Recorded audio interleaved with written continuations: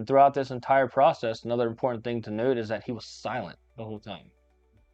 Aside from what you said you have said it, which is pretty much just like you said it. I didn't say that. Yeah. Yeah. Yeah. Other than that, like he was silent. Like he didn't make a single noise during. I mean, he might have grunted or breathed out during the scourge, but he wasn't screaming in pain. He was literally taking it for us, for you. If you're watching, he did it for you. Whether or not you believe it, he did it for you. So, Yeah.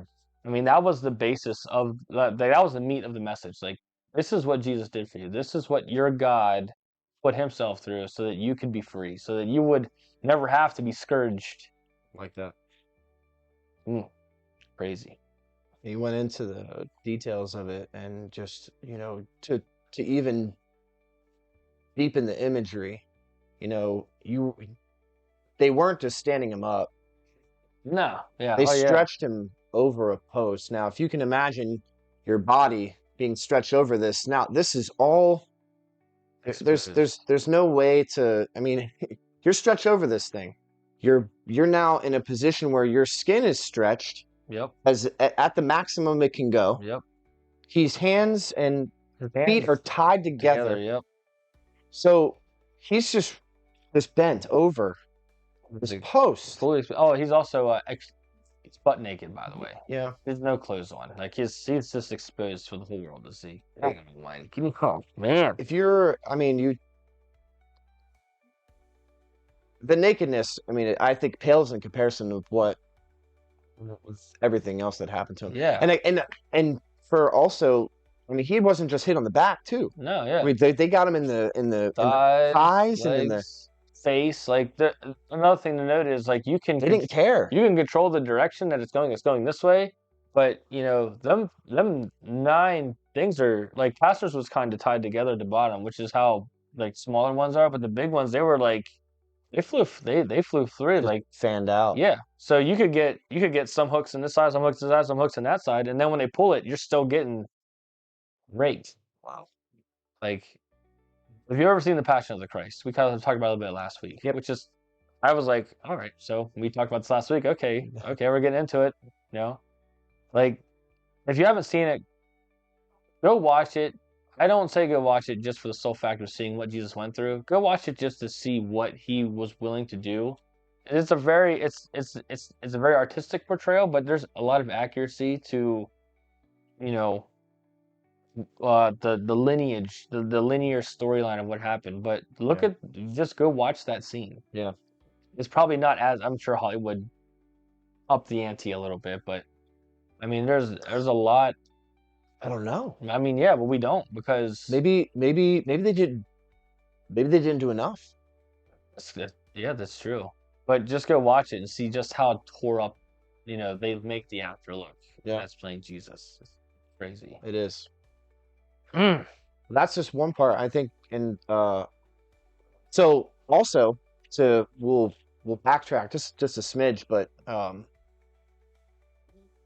we talk about Jesus and his shedding of the blood, on the cross, and then on the scourge too. Yeah. But let's reference the very first time he ever shed blood in the Garden of Gethsemane. Tears. So sweat, right? So let's look at it this way. I mean, we can also, we'll go ahead and we'll reference scripture as well, but let's talk about Jesus defeated and overcame all parts. He sacrificed all parts of himself. Yep. So when we're talking about the scourging, we're talking about the flesh. When we're talking about the cross, I mean, that's the finished work. Then that's where I believe, because at that particular point, he had lost so much blood. Yeah. But by the end of it, he was water. Yep. Okay. So let's talk about that part. And that part right there. So blood, life. We're made up of a lot of water too. Oh yeah. Okay. So God, it's hard to just think about it. The imagery is just so real to me. Yeah. So we have the the blood that was during the scourging, then we have the cross, and then we have the Garden of Gethsemane. If I dare say, the Garden of Gethsemane is where he won in by the soul. Mm. That is where the will has been broken. That is where the Yeah. will was, and his soul had. He sacrificed his will to do what for the Father. He sacrificed his will for the Father Mm. in the Garden of Gethsemane. And that pressure that was set in that place, that is the first setting of the blood sacrifice. When we battle in the mind, in the soul, and the spirit, when Jesus talks about him overcoming that, I believe that is where he had the victory. Whenever you think that you have lost in your mind, or the battle is lost in your mind, you go back to the Garden of Gethsemane and you see where Jesus got victory there. Mm. That is the first part. So Jesus now has victory over the mind and over the will. Okay. Now we have the scourging. This is that part where this is the flesh. This is where we overcome the flesh every single day. Yep. He overcame the flesh. Yeah. He overcame that part. Yes. That's all. And again, like, I think that's because of the imagery there. We understand that one of the things that we battle most every single day is our flesh.